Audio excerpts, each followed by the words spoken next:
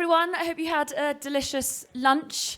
My name's Hannah MacInnes. I normally have the enormous privilege of hosting the Klosters Forum podcast, which I'm sure you're all dutifully signed up to already. And if you're not, please do so even as we speak.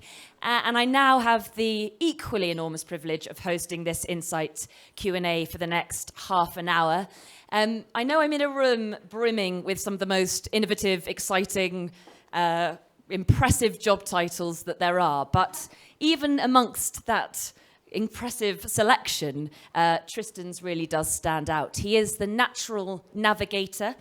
He founded the School of Natural Navigation in 2008. He's written a number of brilliant best-selling books. I think many of them you can go and have a look at over in the reading room the other day. He's written The Secret World of Weather. He's written How to Read Water, How to Read a Tree. He's been nicknamed by the BBC as the Sherlock Holmes of nature, which we'll find out why shortly.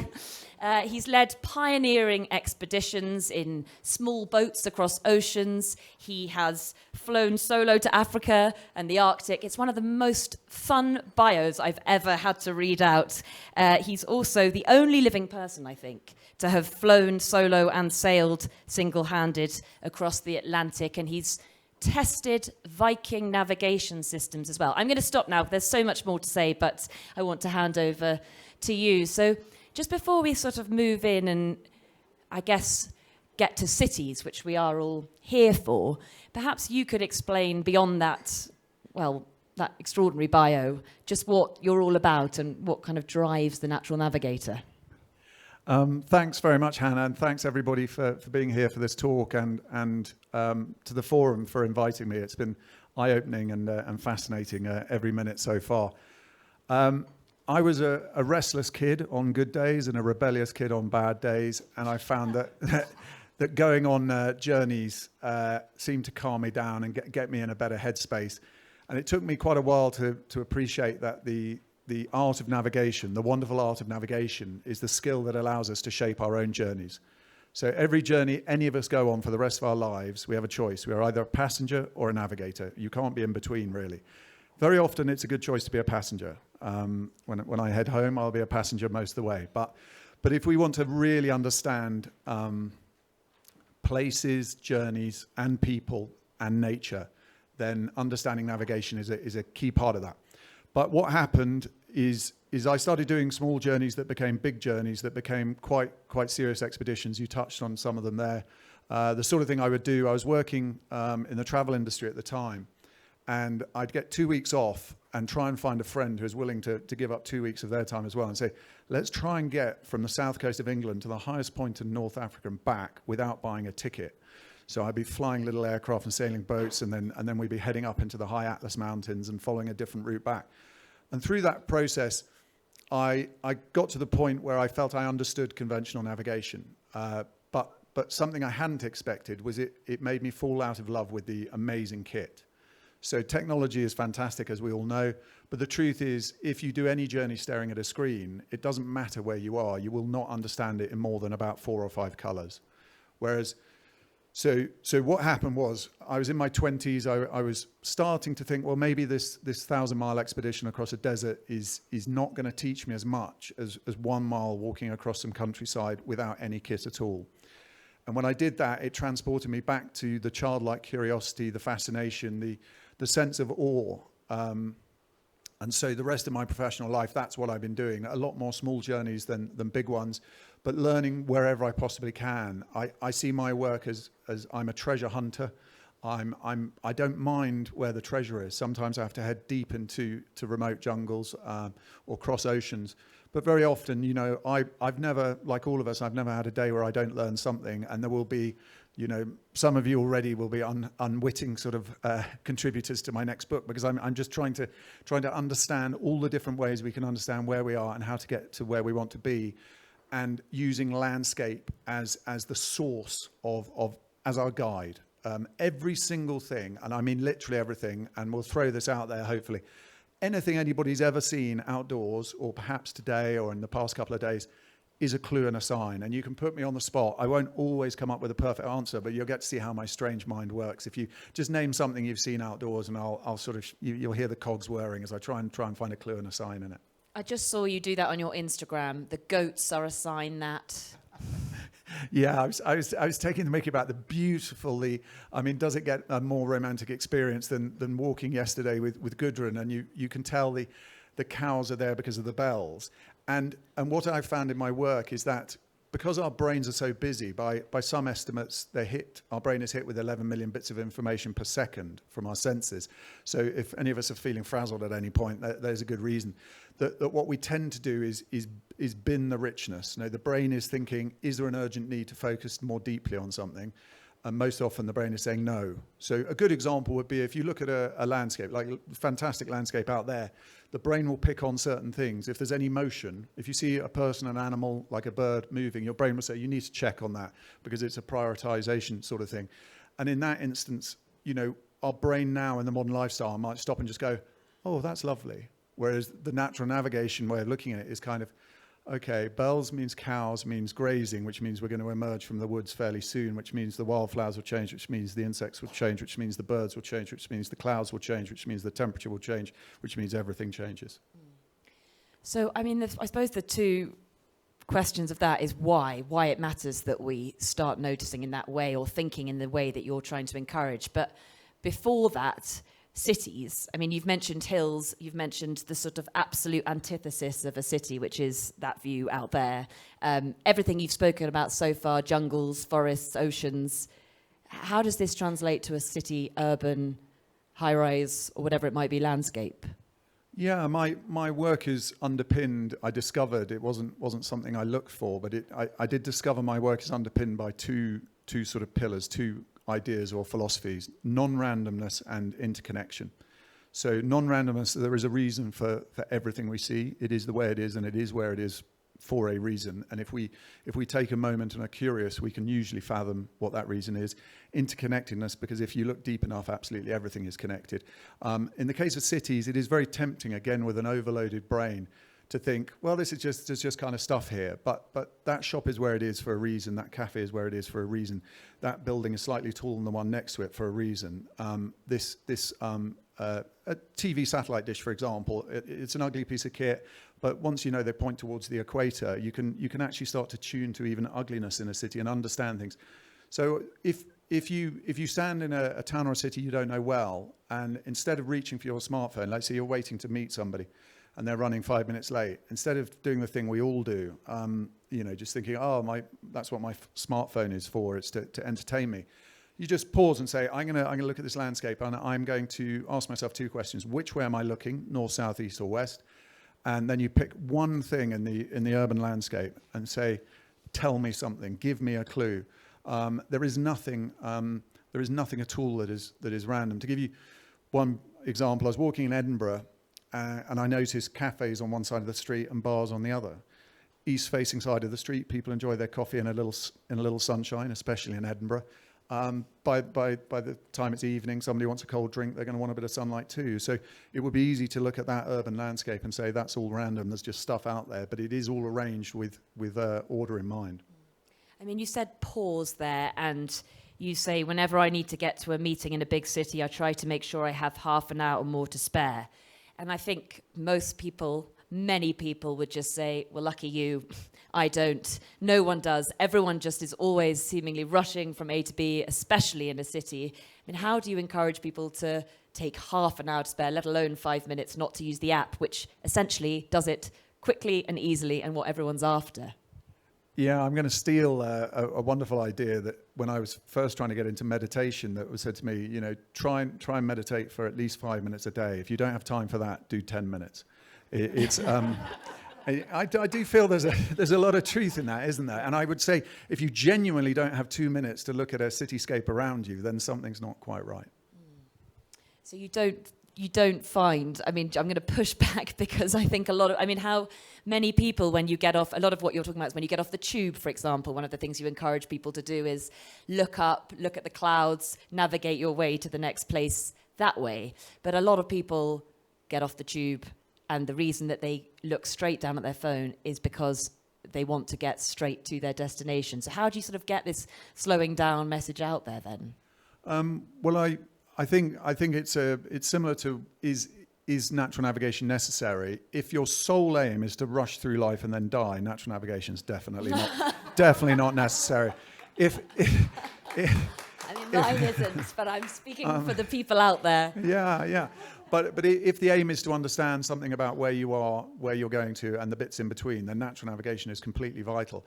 And we are all familiar with this feeling of technology making a lot of things more efficient, but somehow stealing more of our time. And I think, I'm not going to pretend people have half an hour a day to give to this, but I do think we have a few minutes to just look at a feature on a building and say, why is that the way it is? I mean, I'll give you one example. I was on one of the Canary Islands. I think it was Gran Canaria. I can't remember exactly now. It's a few years ago. And I was looking at the tree. And I was thinking, okay, I want this tree to give me north or south. There are over 20 ways you can navigate using a tree. And sometimes trees behave, by which I mean they do what I'm expecting them to do. They're the patterns that are predictable. And sometimes they're a little bit naughty. And this was definitely a naughty tree. It was doing ththings I wasn't expecting. But I now love that because it's whispering something to me. It's saying there's something in your landscape you don't fully appreciate yet. So I just took, it was, 2 or 3 minutes to look all around me. And eventually I clocked there was a tall mirror glass building on the opposite side of the street, and the sunlight was bouncing off that building down to the tree. So by taking 2 minutes to look at a tree, I'd appreciated a building more, and I understood, the interplay of light, building, and nature. There are so many different examples I could give, but the core philosophy is the important thing, is every single thing in a city means something. The ancient navigators and indigenous navigators more recently would never look at a group of animals doing something without taking meaning from it. So if you see an individual bird fly past, there might not be a long or complex story there. But if you see a dozen birds doing the same thing, they are again whispering a message. They're saying we've come from somewhere and we are heading to either a nest, water, or food. And in the ancient concept, that's how most of the islands in the world were explored. Somebody could sit on a shoreline and watch birds heading one way, 1,000 birds heading one way. 6 months later, 1,000 birds come back. It didn't take a genius navigator 2,000 years ago to go, there might be something out there. And within cities, we can follow the same concept. Many people in this room will be far better qualified than me to speak on, the management of flows of people. But if you at the very simplest level, if you're horribly lost in a city you don't know, if you go against the flow of people in the morning or with the flow of people late in the day, you're going to meet a transport hub. But within those very basic flows, there are interesting subtleties. The movement of people from high-rise offices to parks, and all of these things are changing. COVID has led to a disruption of some of these flows. But yeah, if you're on any street and you see more people heading one way than the other, there's a clue there. There's something happening. I mean, yesterday we were having a coffee and you were starting to drift away to look at the pavement and see what that could tell us about the flow of people in the very busy Klosters street. I mean, what were you looking for there? Well, again, if we just take a second to look at the ground anywhere, we can all do it just here. I mean, again, our brain will tell us, if we don't choose to look at it, that it's homogeneous, that it's an identical sort of, but actually you start to realize, so that's where most people walk, and nobody seems to walk there. You can do the same thing on pavements. So wherever you see shininess, for example, it's a sign of polishing. Wherever a small road meets a major road, you can look at wear marks and polishing marks, and you can tell the direction most people are taking. I mean, a lot of this is regulated in a busy city, but it all comes back to ancient skills. If you're lost in the woods and you're on a small trail and it meets a big trail, you just look where the corner has been cut. That is the direction most people turn, and that is probability-wise the most likely way to go for civilization. But within towns and cities, all of these flows have meaning and they leave their marks. It is actually impossible for a person to walk down a street and not change it somehow. If there are urban human tracking specialists who can tell that somebody's walked down a street. So by the time thousands of people have done something, day in, day out for months, there's quite a strong pattern. I mean, it's all about, as you say, stopping, noticing, watching, looking out, all the things that sound so brilliant and are. But do you find that cities aren't set up for that? Generally, that's what we're all obviously working out in terms of their design. They're not set up for looking up, looking around, noticing, stopping. Absolutely, and like our lifestyles generally are bullies, and they're trying to stop us doing this sort of thing. I totally agree with that, and I'm not immune. I can get through a day and suddenly realise I haven't really deeply seen anything or sensed anything, and so it does you know, I find little habits help. That reaching for the smartphone for me in a town is a sign I should take 1 minute to do something. I mean, there's so many rich examples that almost anything we do, this can be a complementary layer. So I'm not suggesting that people are going to say, right, I'm going to knock even 15 minutes of my day aside to do some natural navigation type viewing of the world. But if, for example, you're about to ask somebody a question in a town, you can pause and think, well, am I going to ask the first person I see, or am I going to look for some meaning in the people I see? And there was an academic study which proved that the time somebody takes to step off the pavement or sidewalk onto the road when crossing the road will give you a very strong indication of how local they are. So we've all had that experience, haven't we? You ask somebody for directions, and it happens a lot in Britain, but lots of parts of the world as well, I'm sure, where somebody's very, very polite and they spend 10 minutes telling you absolutely nothing of any use whatsoever. So if somebody hesitates before crossing the road, don't go anywhere near them for directions. Okay, so I mean, look, what you're talking about, cities, trees, everything, you know, you love them, everybody loves them, everyone in this room particularly loves them and is evangelical in many ways. For all of these talks, it's sort of obvious that we're kind of preaching and talking to the already converted. So how does everybody here, and I know everybody's jobs are hugely different, but the way of getting these messages out beyond the already very evangelical and excited about these sorts of things, that's the key. Absolutely, and exactly as you say, there will be people here. You know, somebody I know, thanks to a conversation at lunch, who's sort of studied that sort of thing. But everybody brings their own experience to the table. My tuppence worth in this area is that the rebel in me doesn't like being told what to do. And I think that's true of most of us at some level. Some of us go along with it, some of us kick against it. But the word should, I try and avoid in my writing and my work generally. It's almost totally ineffective, and I think psychologists have proved that. So really what I'm trying to do is offer, I'm not a brain scientist, I can't tell you the exact chemical changes that happen, but if you say to somebody, you know, this is how you find north by looking at a building, this is how you find south by looking at a tree, this is how you find water by looking at a bird, you're not telling them what to do, but we all like solving mysteries. There's a reason crosswords, Sudoku, Wordle, there's a reason all of these things are popular. Murder mysteries, they're all engaging the same part of our brain. And historically, it was that part of the brain that allowed us to thrive as a species. Because as animals, we're really not that impressive. We're not big, we're not fast, our senses aren't very impressive. So what's going on between our ears is the key to being human, and part of that is solving puzzles. You know, an animal can pick up an alarm call and go, oh, there's a predator in the area. A human can look at the phase of the moon, can look at the patterns in the water, can pick up a different scent, and then listen to an animal noise and go, no point going fishing tonight, I'm going to go fishing tomorrow morning instead. So that's what I'm saying to people is I have noticed through my work, and it's one of the things that's been most rewarding and I'm most grateful for, is people sort of, you know, coming back to me and sort of saying, I really didn't think I could get into any of this. And like most things that resonate a little bit, it's because there is personal reward. You know, if you say to somebody, you really should, you know, form a connection with the trees in your park, otherwise you'll lose them. They'll go, it's a lovely idea, but what does that even mean? Am I meant to chain myself to them? What do I do? If you say to somebody, I've had this exact experience, you know, you learn where your prevailing winds come from, look at the top of the tree, that will be combed over by the winds, and you've got a compass forevermore. It works in parks.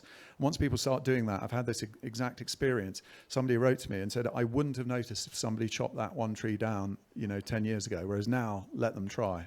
Because I can't get anywhere without it. Looking at it. Or it's just offering a little reward every day. The brain loves it. You go, I don't know if it's dopamine. I honestly don't know. But if you solve a puzzle, we all know that feeling. A different way of looking at it is if we get 3/4 of the way through a crossword, we have to complete it. And once you start doing this sort of thing, the brain sees the gap and says, my job now is to fill that gap, and it's fun. And that is why you're the Sherlock Holmes of nature. I think we have about 10, just over minutes for questions. Can I ask you to keep them as questions, just quite succinct, and then we can get as many through? Yes. As you see so many clues and backstories, how do you not get overwhelmed by your own thoughts or your brain? Yeah, in case anyone didn't hear, with, you know, seeing so much, how do I not get overwhelmed? And it is a very good question. And there's a difference between feeling overwhelmed and feeling awe. And what I've noticed is that I haven't perfected it yet, but what I've found is I think the brain is very good at doing a broad taking in of a landscape and then focusing in on one thing. So quite often what will happen, what I was doing just earlier today, was there were some clouds signaling high ground just over there, some cumulus clouds, so not the wispy high ones we're seeing. And they are mapping the land for me. Now, if I tried to focus on every single cloud and every movement out there, it would become overwhelming. My computer can't deal with that much data. But by just looking at one cloud for 10 minutes, I was able to work out why it had formed, and that made sense of a lot of other things. And then if we appreciate the whole in a sort of broad brush way, and then look at individual things and say, I'm going to give you a little bit of curiosity because I really want to understand this particular thing in focus. I think we do get the best of both worlds. You can't dial up awe. You can't get that feeling that we've all had, and this is the best place to kind of experiment with it, where you just go, wow, this, it's nature speaking to you at a very deep level. We don't have that on call, but I think that combination of taking everything in and then giving one small thing a bit of attention is the best sort of approach I can recommend. Shall I give my mic? Yeah. Sorry. I think these skills are skills that many people had, we've lost.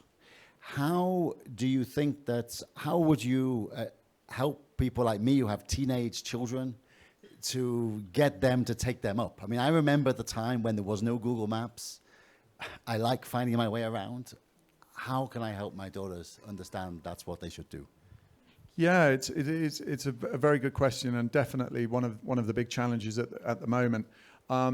Something I've noticed, my youngest son is still a teenager, is that they're so used to being told things that everybody else knows and that all adults are presumed to know. We don't tell them that we've forgotten things like trigonometry, but it's telling, and again, it's a very personal thing with our own children. We're not always brilliant, but we should sort of understand some way of speaking their language, in which case it's sort of saying, this is not stuff people know. I'll give you an example. I don't force this down, onto my children, because I know they'd rebel against it because they've got some of my rebel genes. But I just kind of, it's kind of there in the background. And my son was sitting with some, I wasn't on holiday with him. He was with a school friend and their family in Portugal, and they were sitting outside for dinner. And he just sort of very casually went, oh, there's the plough on Cassiopeia, and there's the North Star, like that. And he was just about to drift into talking about something else, and the whole table went silent. And they said to him, how do you know that? And then had to sort of say, well, my father's a bit odd. But the main the main point was that was the moment when he realized that this is not stuff. And I think there is a moment in every teenager's life where they go like, I'm not like everybody. It is the healthy part of rebellion. I don't want to be like everybody else. And once they realize this is stuff that most people don't know, it's slightly more appealing. And then we're all individuals. We all have our own apathies, affinities, and things like that. But it's that there will be always a bridge into it. So if you notice a child of any age is showing an interest in food, then foraging, and through that into noticing clues and signs, we all have the ability to rekindle this passion, because our genes haven't changed noticeably in 10,000 years. And in 10,000 years ago, if we weren't seeing the world this way, exactly as you say, so everybody in this room has these genes, otherwise we wouldn't be in this room, because all of our ancestors going all the way back had to do it. It was life or death. It's not life or death for us, hopefully. It just adds a layer of richness and that. But all I mean is genetically, it is there. It's just finding that bridge, which can be quite personal. Sort of two-part question. Land, sea, or air, which is your preferred? And then the second bit of that, when you flew across the Atlantic and you sailed the Atlantic, were you navigating by the stars, or were you using bits of tech? Thanks. Yeah, the first part, I don't. It's a bit of a sort of soft answer, but it is an honest one. I don't have favorites, because one of the things I've loved about natural navigation is it allows me to kind of hop from subject to subject. I describe it sort of intellectual promiscuity. I'm digging deep into geology one minute, astronomy the next minute, botany the next minute, all the different parts of ecology, hydrology, that sort of thing. So any journey that allows me to see a new landscape is my favorite for that day.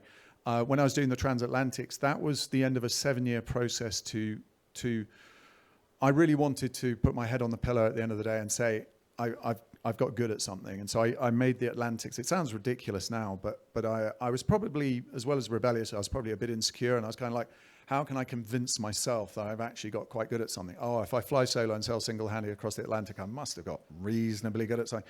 But so it was a mix. By law, you can't fly without using the kit. And it's the same for certain aspects of a boat. If you have a radar on board a boat, it's illegal to not use it if you think there's any danger there. But that said, in the middle of the ocean, you do sort of dial away from all of that stuff. I mean, taking off in the single-engine aircraft out of Newfoundland, it was an appreciation that the sun rises closer to northeast, rather than east in midsummer, which meant that as I was dealing with the glare through the cockpit window of the midsummer rising sun, it didn't confuse me that I was looking at the compass and various other things in the cockpit, and they were telling me I'm flying northeast, and yet I could see the sun and all the incredible glare ahead of me. That would be a mismatch. If most people, if I'm honest, don't know where the sun rises these days. They have a sort of vague idea, but they don't actually know. So you could be in that situation where the first time you actually think, where does the sun rise? You're going, well, it rises in the east, but my compass is either out by 45 degrees, and that could be the undoing psychologically of a very long journey. But thanks.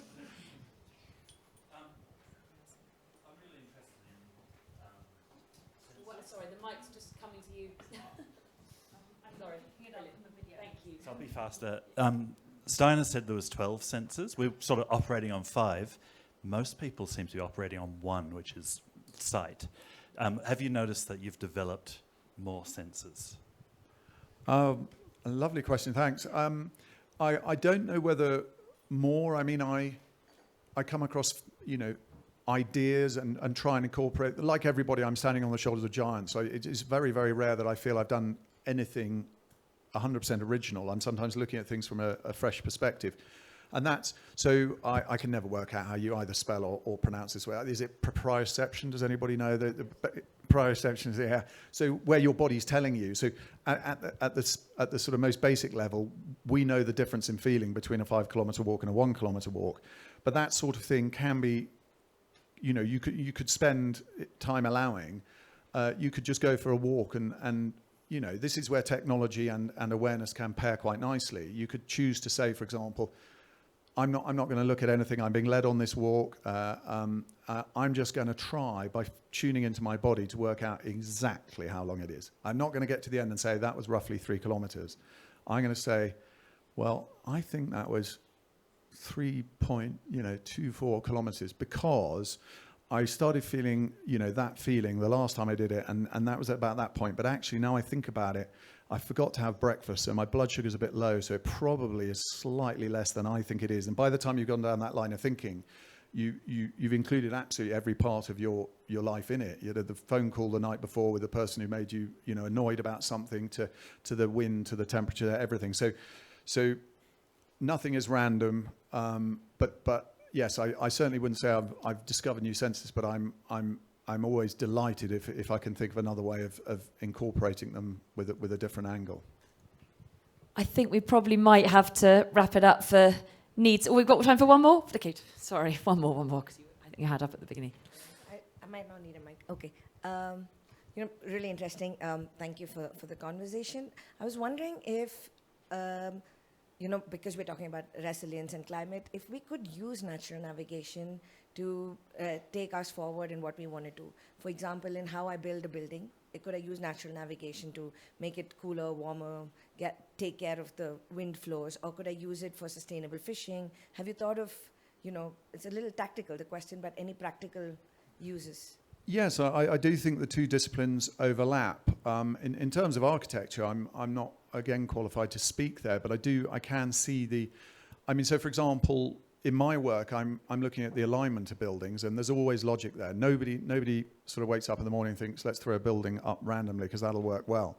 So if we go back to sort of traditions, so churches in Western Europe tend to be aligned west to east, with the highest point at the western end, the tower or the spire. The graves are facing east, so that people are facing in the right. It's true of every religious building. The Al-Qibla indicating the direction of Mecca within a mosque. I could go through every single one, but you know, in cold parts of the world, the old grand buildings tend to face south because it's free heating. In extremely hot parts of the world, they tend to be built more openly and perpendicular to the prevailing wind for the breezes. I'm probably not telling anyone here anything they don't know already, but yes, I think a sensitivity to that. I mean, there's an example that the architects in this room will know a lot more about than I do. But the walkie-talkie building in London, shortly after that was sort of unveiled, or whatever the right term is, things started melting on the street below because they clearly hadn't given enough thought to the relationship between sun, building shape, curvature, things like that. You know, somebody who'd spent 20 minutes thinking about natural navigation would not have made that mistake. So I think there is some value in it, yeah. And we will wrap it up there because we've got needs and leads now. But I'm sure if you have a question, Tristan will be delighted to answer it. And you can always see Tristan because he always wears an amazing hat. So he's never to be lost in a crowd. Thank you very much. Thank you all very much. Thank you, Hannah. Thanks, everybody. Thanks very much.